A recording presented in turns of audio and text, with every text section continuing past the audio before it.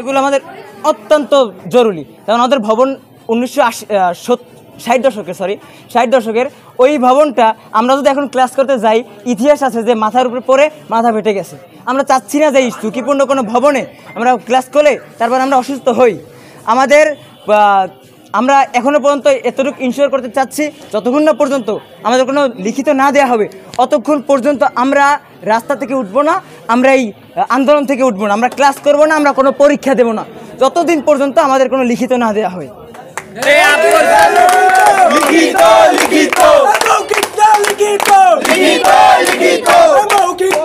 আমাদের পরবর্তী কর্মসূচি আগামী রবিবার।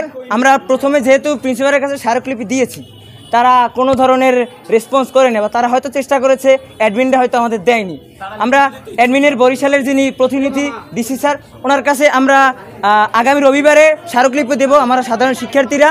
এবং এরপরে যদি না মানা হয়, আমাদের এর ভিতরে আমাদের কলেজ ক্লাস বর্জন চলতে থাকবে, কলেজ শাটডাউন চলতে থাকবে। এরপরে যদি না মানা হয় আমরা অনশনে বসবো এবং আমরা 2-1 জন মরবো। তারপরে যদি তারা দেয় তাইলে যেন দেয়, আর যদি না দেয় আমাদের সব পোলাপান ওরা জীবন দেওয়ার জন্য প্রস্তুত আছে।